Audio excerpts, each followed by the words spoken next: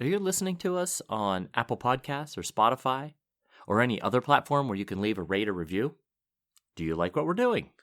If the answer to all of that is yes, please consider quickly giving us a 5-star rate. And if you wouldn't mind leaving us a nice review, we greatly appreciate that as well. Okay, let's do this.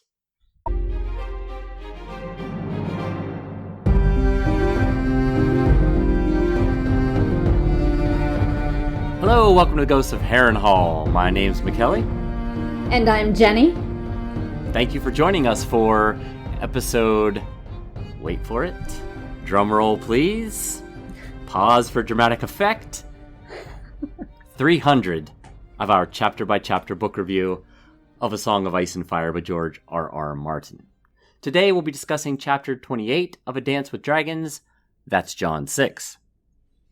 As always, we'll chat about the chapter and try not to spoil any future plot points for you. Unless you have a Buy Me a Coffee Sustainer tier that includes the spoilers, then we will spoil all the things for you. Regardless, hopefully we'll provide you some entertainment along the way. We'll summarize what happened, discuss our thoughts on it, provide some useful background, compare it to the television show, indulge in a little pedantry, and cover some relevant news and listener correspondences. Be sure to check out our show notes. They provide some additional information about the characters and other things of note about this chapter, and I also have to put in the time to do them, so you might as well look at them. Jenny, it's good to see you. How are you? I'm doing well. How are you? I'm doing all right. I don't know if you can tell, but I have managed to catch a summer cold. I will try to keep the sniffles and the coughs to a minimum while we're recording here.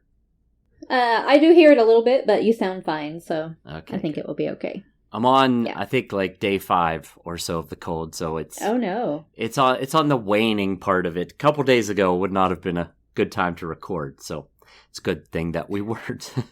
Good thing I was out of town. Right, yeah, which would have made it hard to record unless I did a solo show.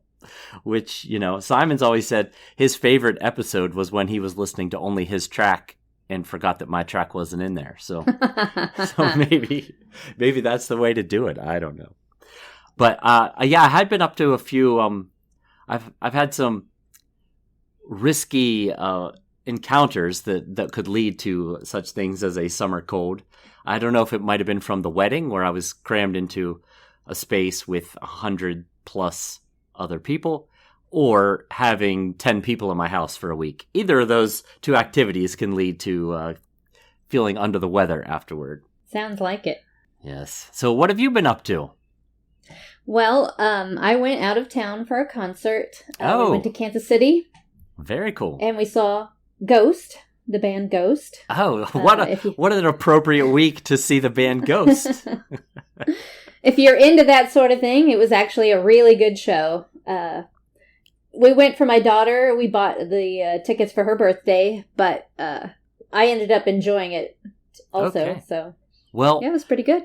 You'll have to forgive my ignorance. I do not know what the band Ghost is. I don't know what kind of music. I don't know anything about them. Pretty sure you would probably hate it. Oh, okay. That is a pretty solid assumption. If the band has performed or was founded any time after the turn of this century, I probably am not interested in it. But, yes, you never know. It was formed after the turn of the century. So, yeah, I don't think you would like it.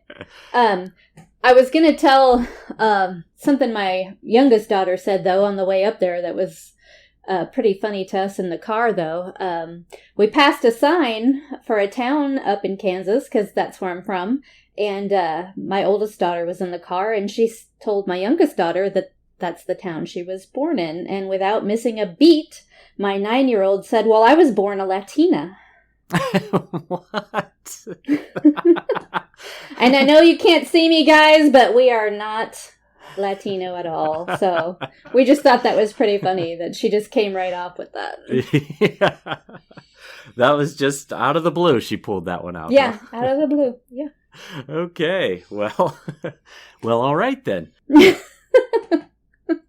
Jenny does kind of give off is it Merida, the character in Merida? Brave? Merida. Yes. Yes. You give off more of a Merida vibe than anything else. Definitely closer to the Irish or the Scottish side. Yes. Right.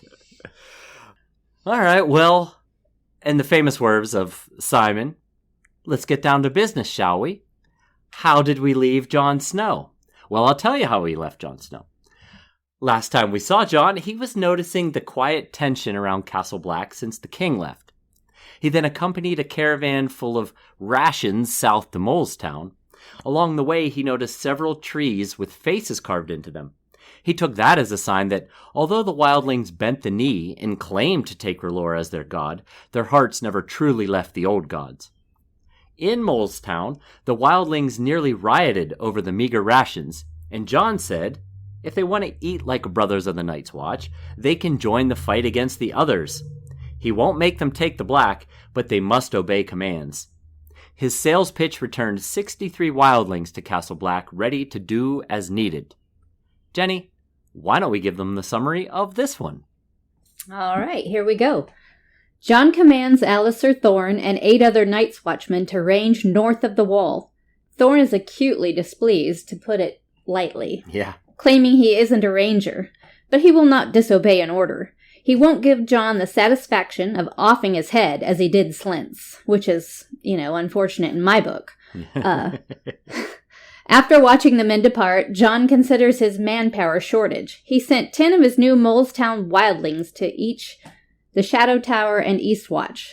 The commander of both castles complained about the number of men and their lack of training. Cotter Pike also added that there's been an increase in the number of wildlings seen along the eastern coast of Eastwatch. Jon heads down to the training yard where Iron Emmett is training new recruits. Jon asks for 3 of the best recruits to come at him as one. While fighting, Jon points out the recruits' mistakes and ultimately bests them easily. Rattleshirt, having been in the watching audience, challenges Jon to fight him. Jon takes a sword and shield against Rattleshirt's 2-handed sword. A hard battle ensues. Jon is surprised at the speed and strength of the wildling. Rattleshirt hacks Jon's shield nearly to splinters, forcing Jon to charge Rattleshirt, taking him to the ground. However, Rattleshirt gets the best of Jon, smashing his head into the ground and telling Jon that he could be less an eye at this moment, if Rattleshirt had a dagger. Rattleshirt is dragged off Jon by Horse and Iron Emmett. When Jon's brothers accuse Rattleshirt of threatening to kill the Lord Commander, Jon points out that Rattleshirt had a dagger on him the whole time. Well, Clytus interrupts the group to let Jon know that he has a letter. Jon hopes it's from a triumphant Stannis from Deepwood Motte, but sees the seal is a hard pink wax. Only the Dreadfort uses that color. The sight of it makes him forget the battering he'd just received. The letter states that Moat Cailin has fallen. The Warden of the North, Roose Bolton, summons all Northern Lords to Barrowtown to pledge him and the Iron Throne fealty, and to celebrate his son Ramsay's wedding to... Again, dramatic pause for effect. Arya Stark. Jon is stunned. He's as stunned as you are right now. He thought his little sister died in King's Landing with their father. He tries to tell himself that he has no sister, only black brothers. He does not return an answer to the letter. Jon goes to his chambers to find Ghost has returned.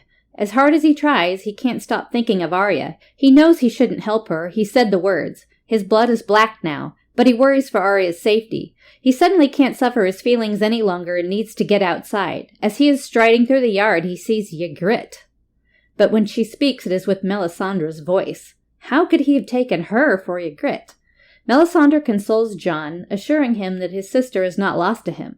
She informs him she has seen Arya in her fires. She's wearing grey and riding a dying horse to Jon at Castle Black. Melisandre then asks if she may touch Ghost. Jon warns her off, but she's unafraid and doesn't listen. Ghost seems to warm to her. Jon tries to call Ghost to him, and Ghost looks through him like a stranger. Melisandre tells Jon that there is power here at the wall, as well as within him and this beast, and he should embrace it. She can show him how to use the power. Jon recognizes her power, but doesn't want to be indebted to her, not even for Arya. Melisandre foretells him that 3 of the rangers he sent out this morning are riding to their deaths. When he looks upon their pale, eyeless faces, he should take her hand and let her save his sister. All right. Good It was stuff. a short chapter, but seems like a lot happened in it. Yeah, it really... it was pretty good. it's sometimes you get a chapter that's short and not a lot happens. Sometimes you get a long chapter that not a lot happens. Not a lot happens. Yeah, this one was fairly short, and we have some meat on this bone that we can get into. All right, so let's talk about this letter first that Jon received. It was clearly written in blood because it's brown and flaky. Just like with Asha. So I guess he had no shortage of blood to write with if, he was writing with the blood of the 63 Ironborn that he flayed. So he could have written a lot of letters. Yes. We don't know how many he had written, but he had enough blood to write more than a few, I'm afraid. But did you notice? He sure did. Speaking of that letter, he signed it Ramsay Bolton, Lord of the Hornwood, not Lord of Winterfell. In Asha's letter, he referred to himself as Lord of Winterfell. And I wondered, why not here? It would be more impactful to Jon than to Asha that he is calling himself the Lord of Winterfell. Well, that is something I hadn't noticed, honestly, but maybe it's because he thinks he will be the Lord of Winterfell after he marries Arya in Jon's eyes. Yes. I was thinking that too. Maybe he figures Jon will parse it out. If I'm marrying Arya, that I will soon be the Lord of Winterfell after the wedding. I went back and read Asha's letter, and it didn't, at least she didn't spell it out to us. All we got from her reading it was a marriage soon to be made. So it's unclear if Ramsay even bothered to spell out, I'm marrying Arya Stark. The letter came from Barrowtown. She might have thought he was marrying a Dustin girl or, someone from Barrowtown. Yeah, I don't think the impact is as big on her that he's marrying Arya than it would be for Jon. Right. So maybe he felt the need to step it up a little bit and say, I am the Lord of Winterfell versus the Hornwood when he's trying to, when he's talking to someone who's not familiar with the Northern Lord situation and, how all that shakes out. But I was left wondering, why send this letter to Jon in the first place? The letter summons all lords to pledge their fealty to Roose in the Iron Throne and to celebrate a wedding. They can't possibly expect Jon to ride to Barrowtown and pledge fealty. He's the Lord Commander of the Night's Watch. They're not allowed to pledge fealty to anybody. Right, so what's he trying to accomplish? Do you think he's already just trying to stir up trouble? Yes, I do. I was thinking the same thing. He's trying to goad Jon into doing something rash, possibly removing another Stark from power. Yes. Because he couldn't possibly be hoping to entice Jon to attend and give his blessing. I mean, that would be... That wouldn't even be in the realm of possibilities that he could be considering. I would like to invite your brother down. Maybe he can give you away, something like that. Oh, yes. He's so concerned with etiquette. I'm sure that's why he sent the letter. Yeah, and also, Jon can't be there regardless. Not that he ever would, but he couldn't be there regardless because he would know on sight that that's not my little sister Arya. That's Jane Poole, Vayon Poole's daughter, the daughter of my father's steward. So, it's best if the wedding happens without Jon knowing, and then they can tell him afterward, I guess. Yeah, you have to wonder if Ramsay even thought there was a small possibility that Jon might show up, because that would throw a wrench in the works if Jon was like, that's not my sister. Right. And, it's one thing if Reek were to say it. If the Lord Commander of the Night's Watch and son of Eddard Stark says, that's not my sister, I'm just telling you, that's the daughter of my father's steward, Vayon Poole, that would carry more weight. Absolutely. So, I just wondered if maybe is it Ramsay's inability to make a prudent move when an opportunity to provoke is available? Is he just couldn't resist? Because it could cause him trouble. Jon could ride for ride for Barrowtown. And maybe that's what Ramsay wants. He wants Jon to break his vows and, then be killed as a deserter of the Night's Watch. We'll be right back. Hello, friends. Are you ready to make some unforgettable memories? Well, if so, consider the Marriott Bonvoy program. Discover the perfect destination for your summer getaway and unlock exclusive deals on luxurious accommodations. With our affiliate partnership, you'll enjoy unbeatable savings and a seamless booking experience. Don't let summer slip away. Visit Marriott Bonvoy today and make this vacation season one for the books. Use our Ghosts of Harrenhal affiliate page to check it all out and buy Bonvoy points or give some as a gift. The link to our page is in the show notes. That maybe he was hoping Jon would do that just so he could kill him before he even got in to see that it wasn't his sister. Right. Yeah. So, I don't know. Maybe we'll find out, but right now the motivation for telling him is not clear to me anyway. Not to me either, but I think that his taking the opportunity to gloat over it did win out over caution. Yeah. I doubt he ran it by his father, because I have a hunch Roose would have said, do not send a letter to her brother, her fake brother, because it's Jane Poole, not actually Arya. We know this. I would imagine Roose would have used calculating, decision-making there and say, no, that's a bad idea. We don't want to draw any attention to any of the living Starks that we know, which is really just Jon at this point. Agreed. As far as they know, we all know that there are other Starks alive, but the only Stark family member, anyway, he's not a Stark, but the only Stark family member is Jon. The only one who could really ruin the day. And speaking of that letter, let's talk about the signatures on the letter. Yeah. Yeah, so they do have some Northern Lords there. Not all of them. Right. So, but he does have, quite a few. We've got Lord Dustin, Lady Kerwin, 4 Ricewells, and an Umber. So right. And of course, Barbary Dustin's going to be there. She is the lady of Barrowtown. So, yes. That makes sense. And the Ricewells are also, I believe, related by marriage. I think we mentioned that came up in the Asha chapter that they were related by marriage. And we know the Umbers are playing both sides. That Hother is here backing the Boltons, and Mors has pledged his support to Stannis. So it's it's a house divided there. But as Simon and I have discussed, it feels like it's a house intentionally divided so that whichever side comes out on top, they can, say, well, we were part of that side. Well, they're pulling a little Walder Frey there. They are. It is very Frey-like. Well, so all right. So now let's back up and start at take the chapter from the top here. The very first thing that happens, actually, as the chapter opens with Thorne's reaction to being told that he's ranging north of the Wall with 8 other men, and Thorne says, "I don't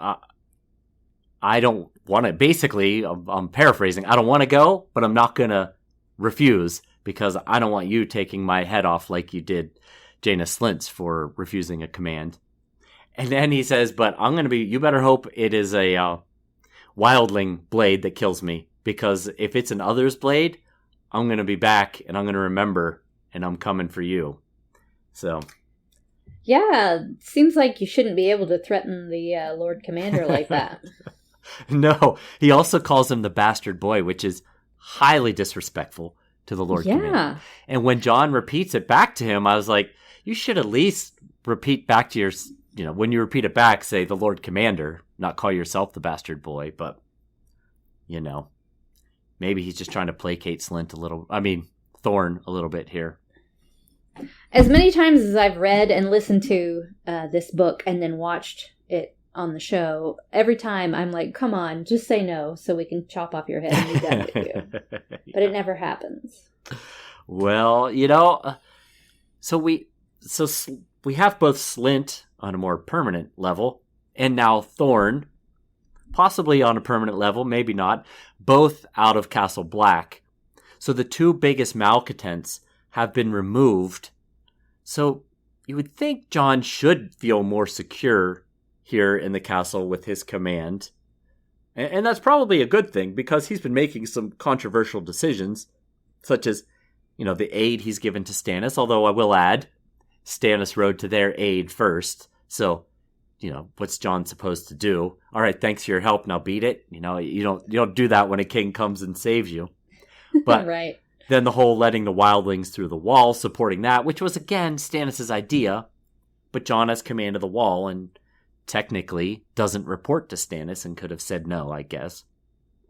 And then he turns around and recruits those same wildlings to help defend the wall. So, there's certainly fodder that someone like Thorne or Slynt, if he was still alive, could use to continue to sow discontent about Jon's leadership. Yeah, I know that Alliser Thorne has a lot of experience, but is it worth all the hassle that he gives? No, I think maybe... I guess they're short on men up there, so... Yes, but I think maybe that's why he's on this ranging, because he's not a ranger. He was master at arms, and I don't know what he would be now that he's not master at arms anymore, but I don't think he's ever been designated as a ranger, so... Like we were talking about, Alliser thinks this is Jon's means of getting rid of him. And kind of like you're just saying, is there any truth to that? Maybe Jon's looking at it as a win-win. He comes back. Okay, probably, hopefully he has some good info about what's going on north of the wall. And it prevents a reduction in the ranks. He doesn't come back. Okay, well... That's one less headache and dangerous voice around Castle Black, so maybe there is some truth to the idea. I think Jon might have been trying to give him a position of honor, Oh, sure. Not that Thorne would ever think anything of it in a good way. But... Right. Yeah, that's true. It is. It's a very risky but important task. And, the other alternative is to sit here behind the wall and wait around, basically. Right. So. Like you said, it is a win-win, because if something happens to him, oops. Right. So when he's putting together these 9 men, he's like, okay, I'm going to send these 8 great rangers. I need one more person. Who could I send? I know. The guy who's constantly staring me daggers. Although... It does seem like Thorne has been behaving a little better since Slynt's execution. I believe Jon has had a similar thought in chapters between now and when that happened. But that's at least as far as Jon knows. Slynt could have just become better at hiding his insurrection. I'm sure his feelings about Jon have not improved. I think, if anything, he values his neck more than he hates Jon at this point, if he is behaving better. True, although if you think back to the very beginning of this story, in the prologue, they sent a man out who wasn't a ranger also, and he ended up dying. That's true. Yes. Ser Waymar. Yes. Of course, he was brand new, too, and at least, almost called him Slynt again. At least Thorne is a seasoned brother of the Night's Watch, so True, maybe he'll better. Maybe he'll fare better up there, not fail better. That is true. Maybe we want him to fail better, right? Or at least fail just the same. Fail exactly. Just like Waymar did. They did put Waymar in charge, though, I guess because he was a lordling. Yes, and a knight and all that. Yeah. Yeah, but, like I said, this is a bit dangerous. He's sending a cast of solid Night's Watch brothers and Thorne on this ranging, which appears to be extremely dangerous with the existing lack of men across the Night's Watch right now as it is. Like, he thinks to himself, 8 good men and Thorne, And they're already relying on green recruits and the infirm and wildlings of unproven loyalty. Losing these 8 men would be, that would be a blow, for sure. It would be a blow. The only good news is at least Thorne knows how to fight. Yes. We'll see how it goes. It's a gamble. I don't exactly, Simon and I have talked about ranging versus just sealing up, like almost like Bowen March has lobbied for. Just seal up the wall and wait on the southern side, the safer side, and who cares what they're doing north of the wall. Yeah, I think that's definitely the safest choice. We'll be right back. This episode is sponsored by Audible. To get a free audiobook, or 2 if you're an Amazon Prime member, go to our exclusive URL, audibletrial.com/ghostsharrenhal. You can find the link in our show notes. It is, but so what the next thing, Jon's riding down the elevator and he's thinking about Cotter Pike and Dennis Mallister asking for more men. And part of the reason why Cotter Pike especially is asking for more men is that there's more, that wildling activity, like significant wildling activity, has been spotted on the east coast north of Eastwatch. And on the west side, Dennis Mallister has said that there's been fires on the other side of the gorge and they fear an attack coming from over there. So if the gates were sealed up, that's not really that much of a concern. But on the east coast side, the wildlings can manage to get around the wall. Yeah. So, well, I was thinking, we mentioned that they were asking for more men and they don't want the wildlings Jon sent. They know how many men he has. I know. Where do they think he's going to get them? Right.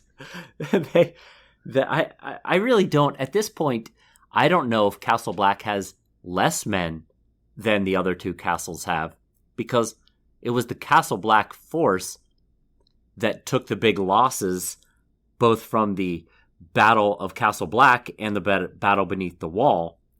So, I honestly, I don't know. I tried to look up how many men there currently are in the Night's Watch.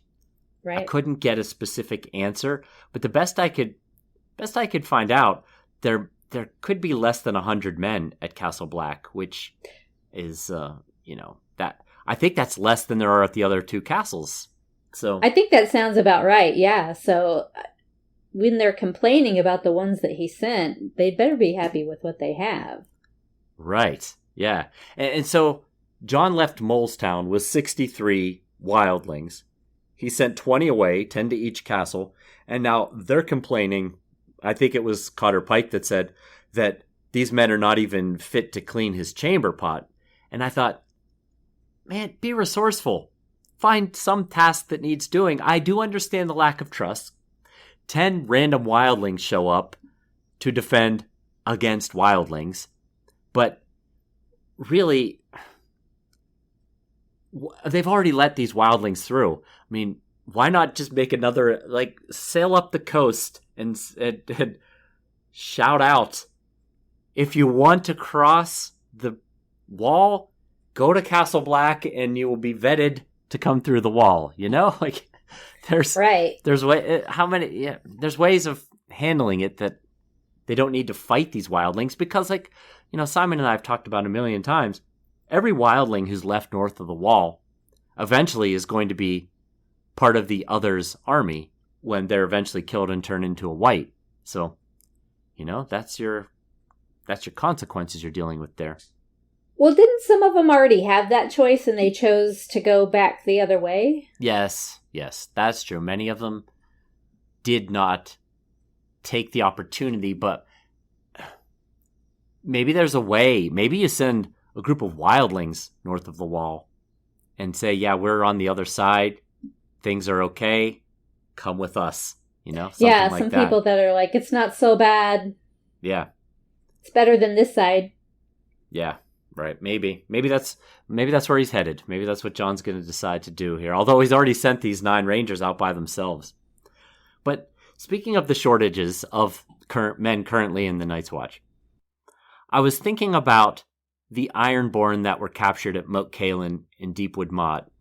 And Simon and I had discussed what a boon, what a huge win it would be for the Night's Watch if all those men had been given the option of taking the black versus being... Well, we don't know what happened to the men in Deepwood Motte. Let's just say that they were killed or being held hostage somewhere or something like that. We know the men at Moat Cailin were killed, 63 of them. So, and we know a lot of... Asha mentioned she had not quite 200 men at Deepwood Motte.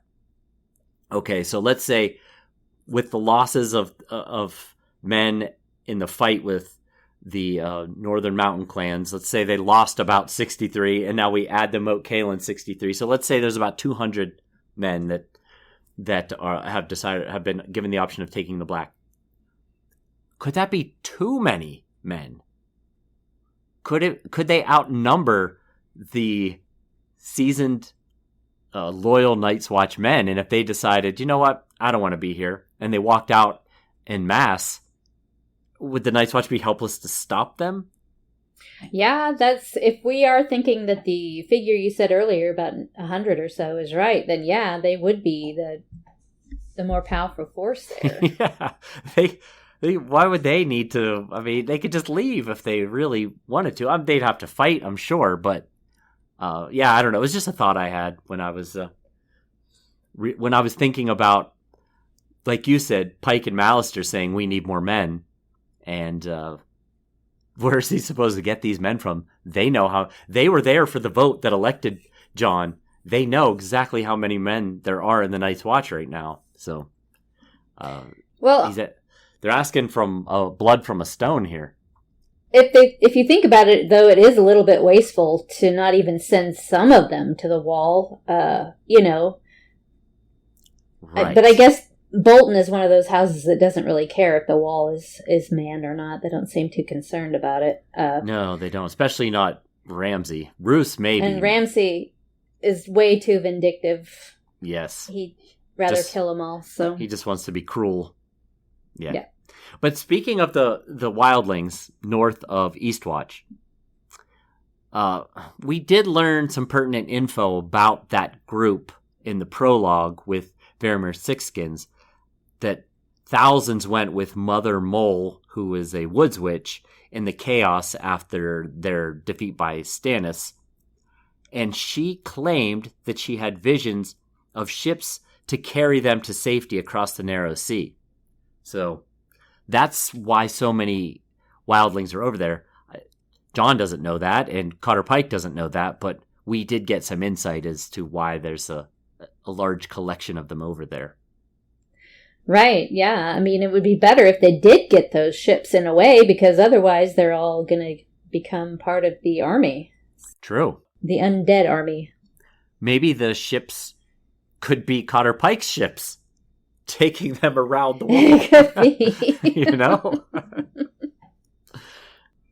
We do get Jon wondering about his Uncle Benjen again, which is tantalizing, but also kind of maddening, because we still don't have any answers about that. So, what do you think? Do you think we will ever find out what happened to Benjen Stark? It's still a major unanswered mystery from so early in the story. I was thinking about it when I was reading this chapter. It could be the longest running mystery that we have. We learned what the Seed is Strong meant. It meant that Cersei's kids weren't Robert's. We learned who killed Jon Arryn. It was his wife, Lysa. We learned who was helping Dantas help Sansa. It was Littlefinger. And we learned who poisoned Joff, Olenna Tyrell. We still don't know what happened to Benjen Stark. And it feels like not a lot of attention is paid to it in the story. But it also feels like there might be a big payoff. You know, if we ever do learn Well, I do want to find out what happened to him, but I don't want it to be cold hands, and I Agreed. don't want it to be another surprise character. You know what Yeah, I mean? Like, yes. surprise, it's Uncle Benjen. There's already enough of that going on, but I would like to know where he went.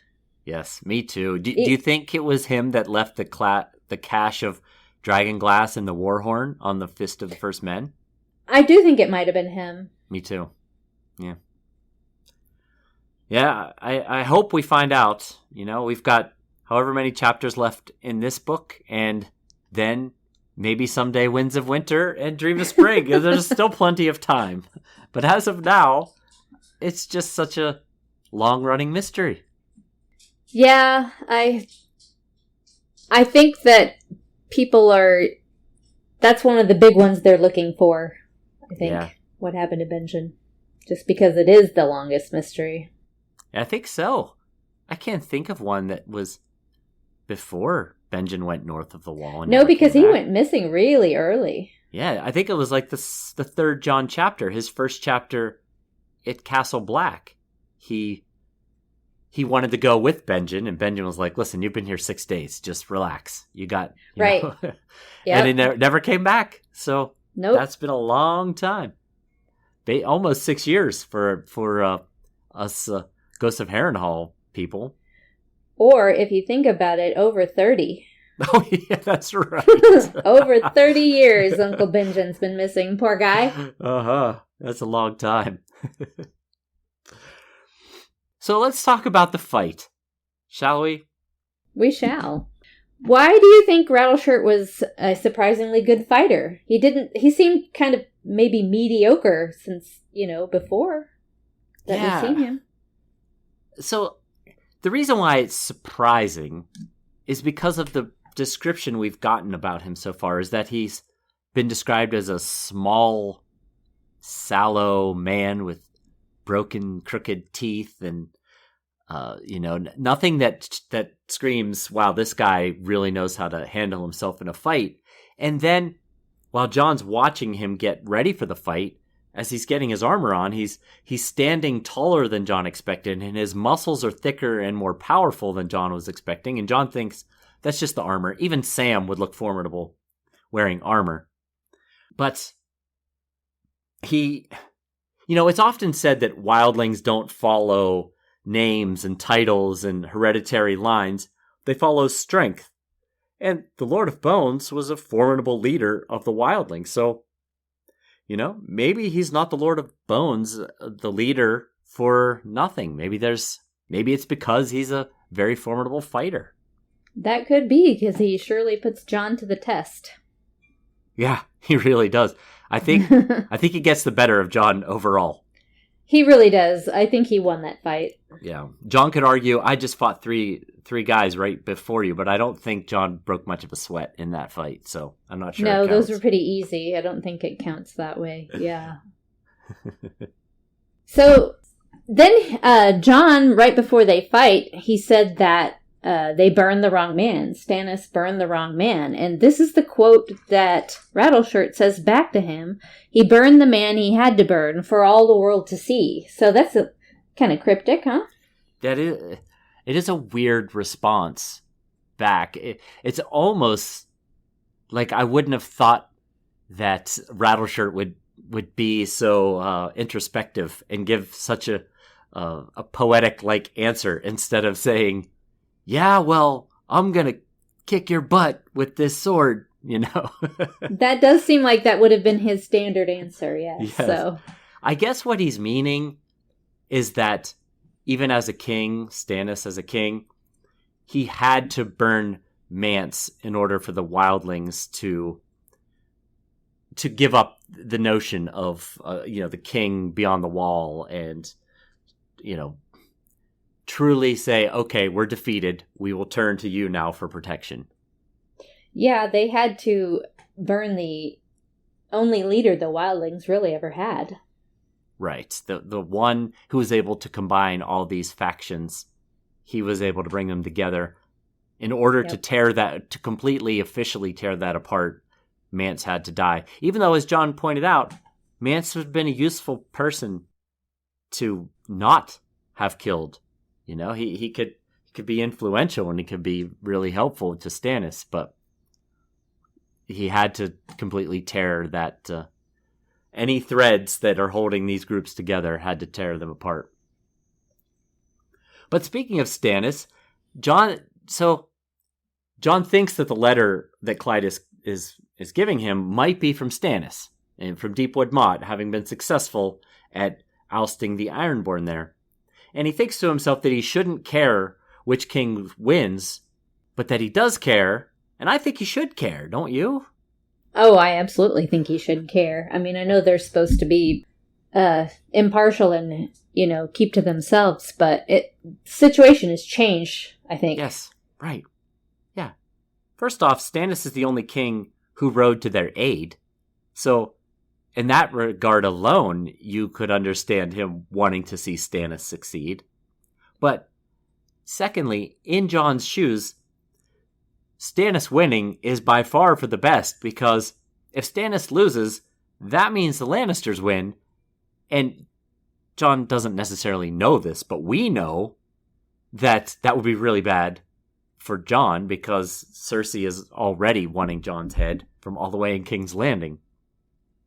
Yeah, like you said, we don't know that, or he doesn't know that, but we do. So we're kind of rooting for him to care, I think. Yes. And I think it's okay for Jon to root for a side. He doesn't have to go out and, fight alongside him, but he can root. He's allowed to have a rooting interest. He doesn't have to, go out and cheer and raise a flag. Yeah, but yeah, definitely he should care. Agreed. All right, so we see in this chapter that Jon is clearly having massive trouble putting his family aside. Yes. When he thinks of, when he's thinking about Arya, he thinks of Cat, and he says that he has no sisters, and how much Cat would love that statement. Yeah. That was an impactful thought that he had there. It was. She will probably live rent-free in his head for, if not the rest of his life, for a very long time, because she was such a key figure in his early development and his childhood, mostly not for good reasons, but regardless, very impactful in his childhood. Yes. His stepmother who was not a mother. Yeah. And that, I don't know, it's complicated, I get it. Her husband shows up with this little boy and says, "This is my son from another woman. While I was married to you, I fathered him. Now I want to raise him alongside our children." I'm sure we hashed all this stuff out in those early Cat chapters and early Jon chapters of Game of Thrones, but it's not Jon's fault. I'll just say that, Yeah, I agree. I know a lot of people get mad when you say that's why you don't like Catelyn, is because of her treatment of Jon, but I mean, that's where I am. Yeah, me too. I try to look at it from her perspective, and I can understand how it would be upsetting to her, but I just keep going back to, you're an adult and he's a child, so act like an adult. Right. I mean, you didn't have to love the idea or like the idea, but to me, she still went too far. Agreed. And like you said, he's having major trouble putting his family aside. After the fight, he goes back to his chambers, and he just can't stop thinking about how he's unable. He fears greatly for Arya's safety, but he's unable to do anything because his vows prohibit him from helping out. And he thinks if one of my men came to me and said my sister was in peril, I would tell him, that's not your problem. So it's a really tough situation for him to be in. And maybe this is why the letter was sent. That could be. I know that when you say the words and you're in the Night's Watch, that you're supposed to feel this way, and I get that. But Jon joined voluntarily. It's not like he was arrested. Right. And brought up yes. there for crimes. So Yes. to me, I know it shouldn't change anything, but that still makes me look at it a little bit differently. Like, Benjen always went back to Winterfell. I was just about to say, how come Benjen got to come and go as he pleased? That seems unfair. He's a Stark. Jon is a Snow from a Stark, so, that seems a bit like a double standard there. But so then Jon thinks of Needle and how he had Needle made for Arya before, they all went their separate ways. And he wonders if Arya still has Needle. And do you want to remind everybody the journey that Arya and Needle had taken over the course of this story? Yeah, it's had quite a journey, Needle has. So, yes. So she lost the sword, she lost Needle when it was taken by the Mountainsmen. Polliver liked the look of it, so he took it from her. And that earned Polliver a spot on her nightly prayer list. Yep. She regains that sword when she and the Hound killed Polliver and the Tickler and that Squire in that inn with the chicken. Right.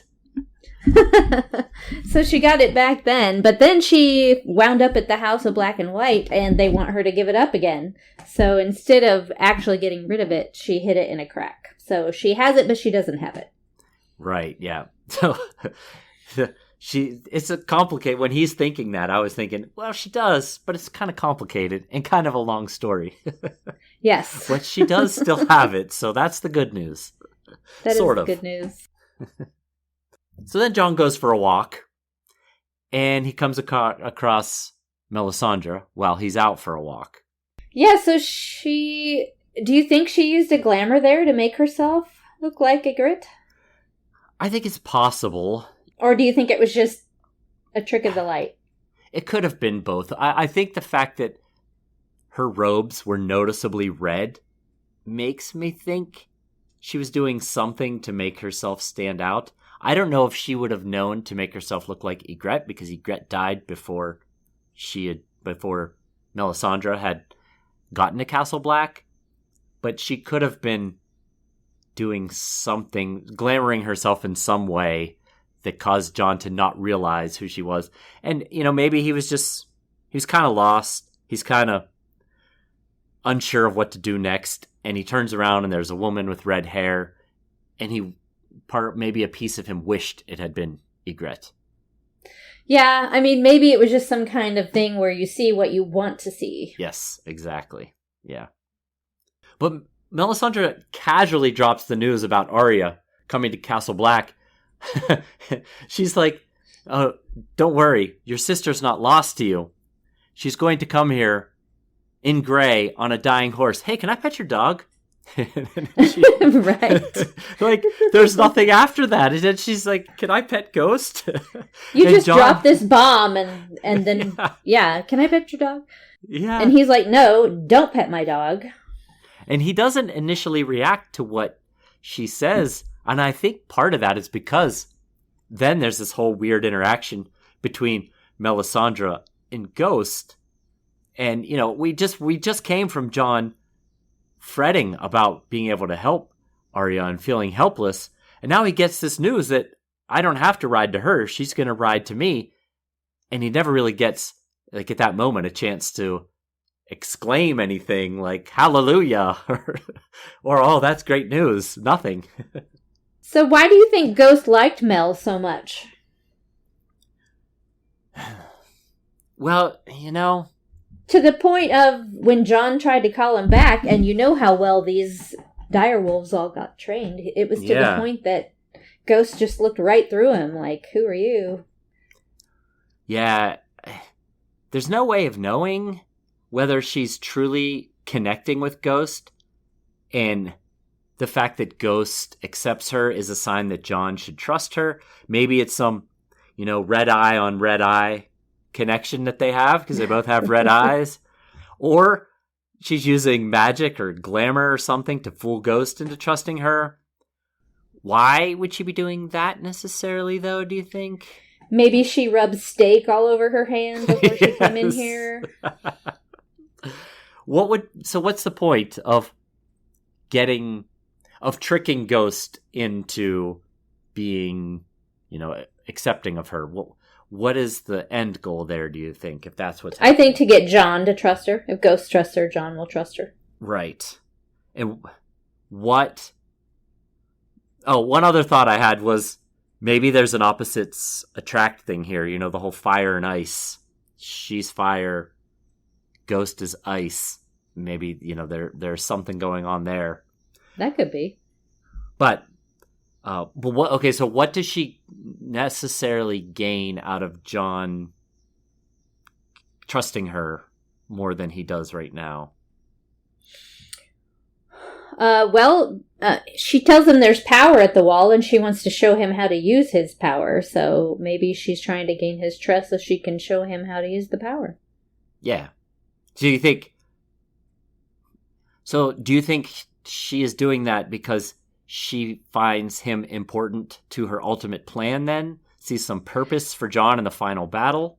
I think so, yeah. I think she's seen something that makes her think that he needs to stick around and that she can use him. Yeah.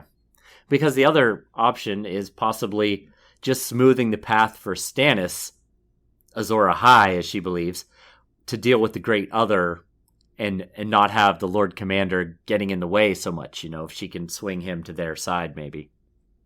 Right. Okay, so let's circle back to her saying that Arya was on the way to Castle Black. What happens if Jane Poole shows up looking for refuge from the Boltons? Very good question. First of all, yes.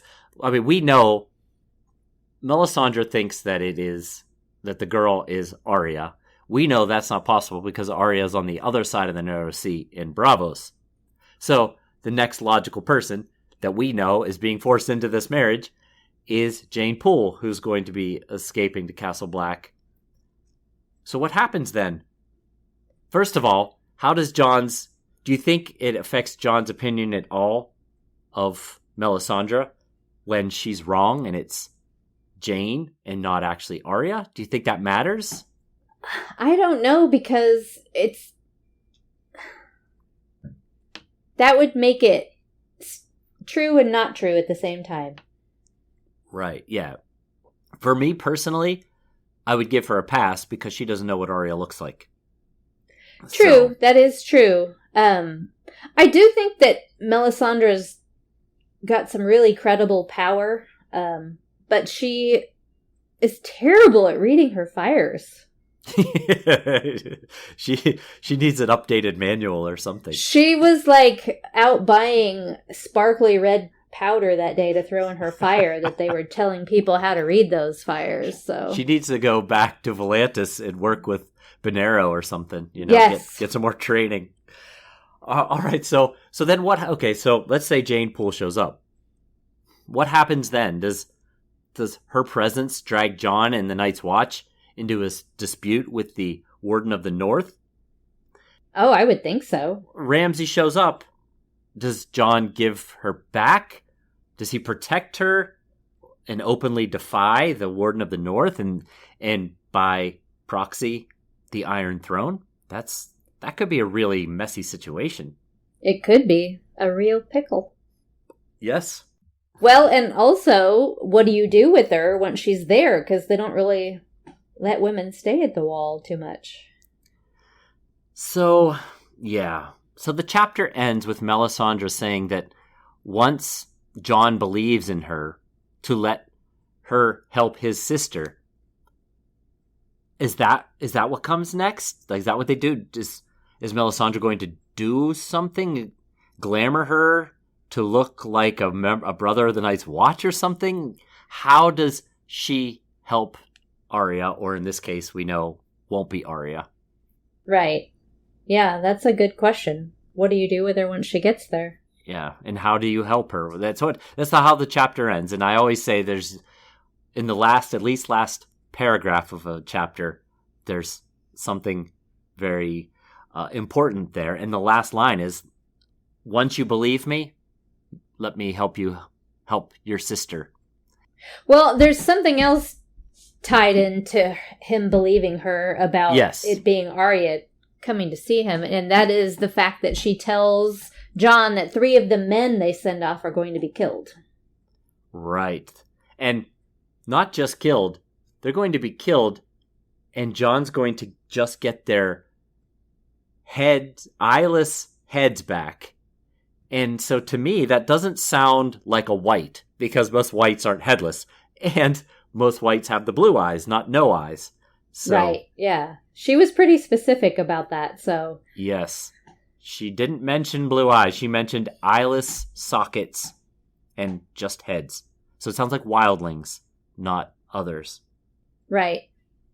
So I think it's 2 of those things she wants him to believe, and then asking him to put his trust in her after those 2 things come true.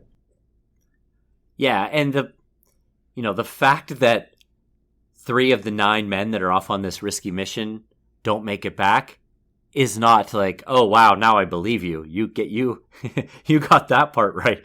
It's the 3 lifeless heads with the empty eye sockets sweeping blood. That's a very much more specific. Yeah, a lot of detail there. Mm-hmm. And she says that it's the cost of not believing in her. But I don't recall her warning him not to send these men ranging. Do you recall that? No, I don't believe she did. She didn't warn him not to. So I guess it's more of just a general disbelief in her claims and abilities, and maybe she feels like he should have been consulting her more, and she would have said, don't send these men out there.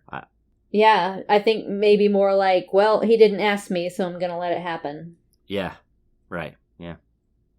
So before we end this section, so Melisandre says that she can show Jon how to use the power that he and Ghost have. And then she launches into talking about men and women having the power to make life, light, and cast shadows. Do you think she was suggesting that they have sex? I 100% think that, because Stannis can't do it again. He has used all of his life force that he can without losing himself, I guess. So she's moving on to the next guy. Yeah, okay. I was thinking the same thing.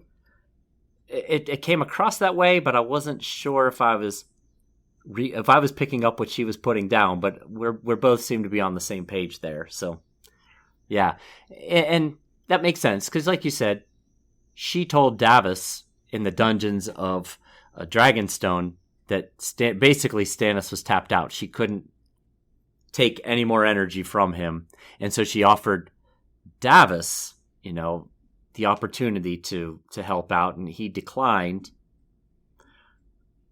We don't know exactly what she needs from these men, to do the things that she needs to do, but she specifically goes into talking about men and women having the power to make life when they come together, which to me sounds like she's saying that they need to have a sexual relationship in order for her to show him how to use this power. You have to wonder if you have to do that for her to take part of your life force. I mean, really, you have to be in the act. You can't just take some. I mean, right. Like, here you go. Right. Yeah. That's a good question. We maybe we'll find out, but at this point we don't know. But that line right there sound to me like they need, at least she is suggesting they need to have sex in order for this training to happen. Yes. All right. Well, that was good stuff. I think it's time to move on to spoilers.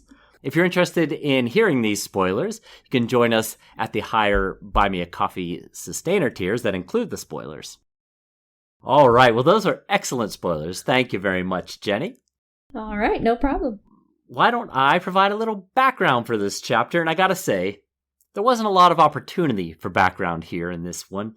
I considered Fair Isle because the boy Jace, who thought it was unfair to take Jon on 3-1, is from Fair Isle. However, we talked a bit about that island in a Cersei chapter in A Feast for Crows, and I didn't want to rehash it again just yet. So This week, I'm going to focus on one of the rangers that went out in the group with Alliser Thorne, Black Jack Bulware. And according to the A Dance with Dragons appendix, Jon has named Black Jack the first ranger. So congratulations to him on all his success. In an increasingly rare instance these days in the Night's Watch, Black Jack has a surname. So what do we know about House Bulware? Well, I'm going to tell you what I know about House Bulware. Excellent. House Bulware is a reach house. Their seat is Black Crown, which is located on the northern shore of the Whispering Sound, which is the waterway that leads into Old Town. The castle sits atop cliffs overlooking the water called the Singing Cliffs, due to the whistle heard as the wind whips through the cliffs and the towers of the castle.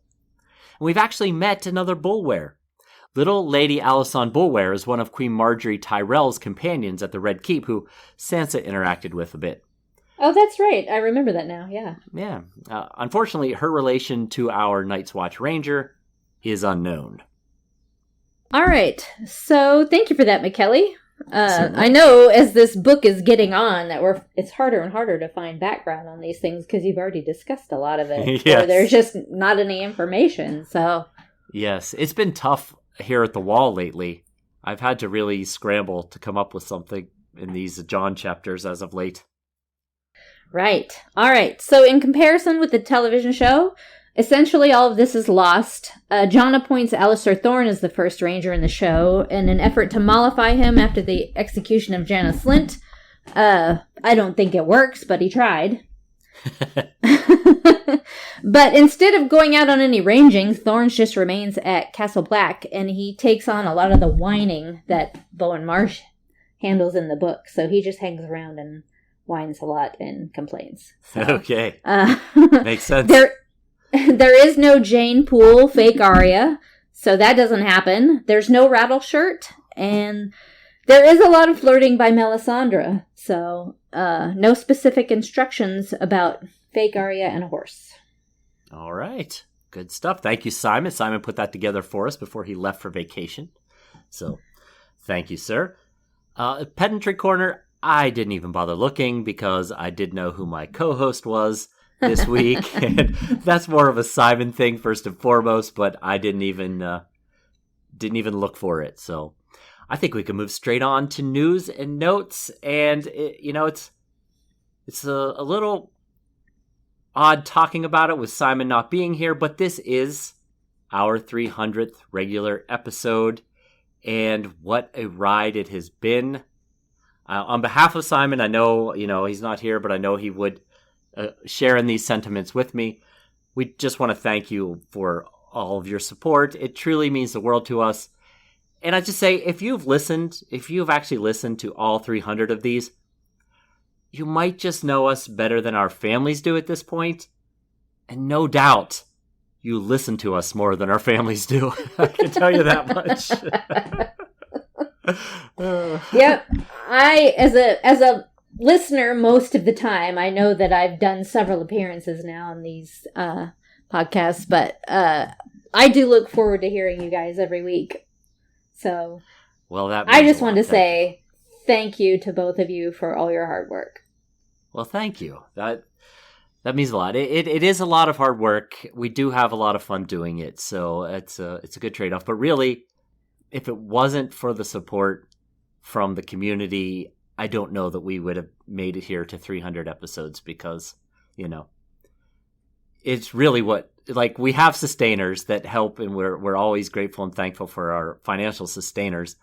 But the support of the community is really so instrumental in sustaining us on long weeks when we're both busy and we just haven't had a lot of opportunity to prepare a show and to find the time to do it, and so thank you all, really, is what I'm trying to say. And I'd like to also say thank you to Kevin, who donated 5 cups of Arbor Gold to us on our Buy Me a Coffee page. There's 2 ways you can help out. You could be a sustainer, which is a monthly reoccurring fee, which we really appreciate. But you can also, you can think of it as a tip and just buy us a cup of Arbor Gold or whatever. And we appreciate both so much. And I will say, Kevin is double dipping because Kevin is also a member of our small council. So thank you twice, Kevin. We greatly appreciate Kevin. That. I know. That's awesome.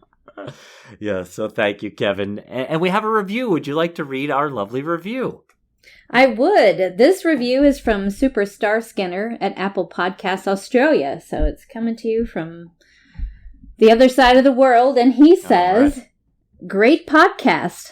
Good day, boys, from Shem from Australia. I have listened to every episode and I'm devastated I'm up to date. Great listen, and I hope you can do episodes every day. Cheers. So that would be awesome. Well, first off, thank you, Shem. It would be awesome if we could do episodes every day. That means things will have gone really right with this show. You know, it is really hard, especially if you're binging these episodes. When you get caught up, you're just like, well, what do I do now? Because the same thing happened to me a few years ago. And you joined the Discord server. Yeah, that's right. So Shem, hopefully we'll see you on there. I know of one other Australian that I'm sure would enjoy interacting with a fellow Australian. I think so, although she is a bit busy right now. She is a bit busy at this moment. But when she gets some free time, I'm sure she would love to chat it up with a fellow Australian. Well, thank you, Shem. All right. Well, why don't we, as Simon would say, put a line under this one? Jon sent some of his best men, and Thorne, on a risky mission north of the wall.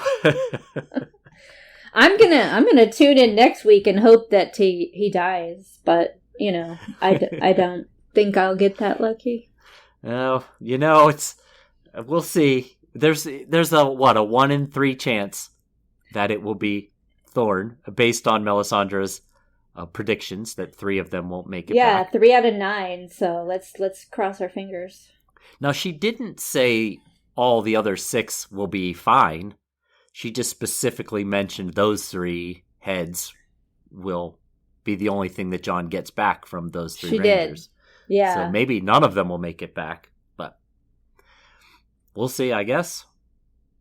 All right, so it seems like Rattleshirt is a much more formidable foe than Jon and we could have expected. So that seems a little strange. Yes. I did not see that coming. I didn't either. Neither did Jon. But, like I said, there's a reason why he is a, formidable leader. It's probably not because of his good looks. So, maybe it's because he's an excellent fighter. It's got to be something, I guess. And Jon is clearly racked with guilt over not being able to help Arya, but then Melisandre floats him this balloon of hope and chance here that Arya's coming to him at Castle Black. He doesn't even have to go out and all he has to vow. do is sit tight and wait for her to show up. I bet that will happen. Yeah.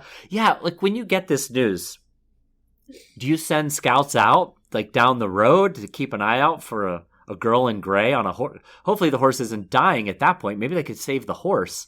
Maybe they could go out looking and save the horse. Yeah, for sure. Yeah, instead of having her ride it so hard. But yeah. But of course, Jon's chance to help Arya seems to include being indebted to Melisandre, which is, I don't think we mentioned it. It's a thought he has right at the end of the chapter. He thinks Melisandre does have power. I can feel it. But I don't want to be indebted to this lady, even to save my sister. So, according to Melisandre, she needs to save his sister. So it seems like they're tied together. Although we already know that Arya isn't marrying Ramsay Bolton, but Jon doesn't know that. Right. Yeah, so how does getting it wrong affect Jon's opinion of Melisandre? Do you think that he will give her a pass? I think he will. I think it's only fair, considering she doesn't know what she doesn't know what Arya looks like. She sees a girl in gray escaping a marriage and thinks, oh, well, that all adds up. It's got to be Jon's little sister Arya. What else could it be? Right. Now, I do wonder about Jane's arrival and the repercussions, they could be pretty major for Jon and the Night's Watch with Roose and the Iron Throne. We already know Cersei wants Jon dead. So this isn't going to help matters if he takes a stance. Is he going to just give her over when he realizes it's Jane and not Arya? Obviously, if it's not Arya. If it's Arya, he wasn't going to just be like, sorry, Arya, you got to go back. Right. But he grew up with Jane as well. Is he just going to turn her over into a forced marriage if it's Jane? I would like to think that he would also save Jane Poole. I would like to think so as well. I think Jon has a good heart like that. But he also is Lord Commander, and he's had to learn to steel his heart a bit that non-Lord Commander Jon wasn't able to do. Well, but, I mean, theoretically, if he did leave Castle Black to go save his sister, and then he shows up and it's Jane Poole, I don't think that he would be like, too bad, Jane, see Sorry. you later. Yeah. Yes, that's true. Thought you were Arya, but you're not, so I'm going to go. Yeah. I'm heading back. I'm already in enough trouble. All right, well, so next week, it will be back to Simon, most likely, unless he decides to stay on vacation for another week. So stay on standby until I confirmed it with him. But we are staying here in the north to visit someone that we kind of thought was dead already. And that's Davos. No! Last we saw, he was being taken to be executed. Didn't he die in a feast for crows? He did there, too. Yes. So what's going on? Maybe this is somewhere in between Lord Wyman saying off with his head and his head having been removed. I guess that's what we're about to find out. I do have to say that this is one of my most favorite chapters. Okay. Well, yeah. There you go. Listeners who aren't familiar with that chapter, you really are going to want to tune in and find out what Jenny's talking about. Absolutely. All right, well, there are 3 ways that you can help us out. First off, you can leave us a 5-star rating and a positive review as Shem did. Thank you very much again, Shem. Or you can buy us an Arbor Gold as Kevin did. Thank you very much for that, Kevin. Or you can become a sustainer at buymeacoffee.com/ghostheronhall. As Kevin is as well, there's a tier to match your budget and interest, or you can make a donation directly to our website, ghostofharrenhal.buzzsprout.com. And if you're looking for more ways to interact with us, you can send us a text. The link is at the top of every episode's show notes. Just keep in mind that there's really not any way to respond except maybe on air. So send a text and maybe they can talk to you. If you're interested in keeping up on the latest GOH news/developments, check us out on our social media. Follow us on Twitter at Ghosts Harrenhal, Facebook, Instagram, Discord, and YouTube. Well, Jenny, thank you so much. I had a wonderful time on this episode. I did too, yes. All right. Well, I'm sure we'll do it again before long. I'm sure Simon will have somewhere else he's got to go. He's a world traveler these days. Thanks for listening. Thank you. Bye. Bye.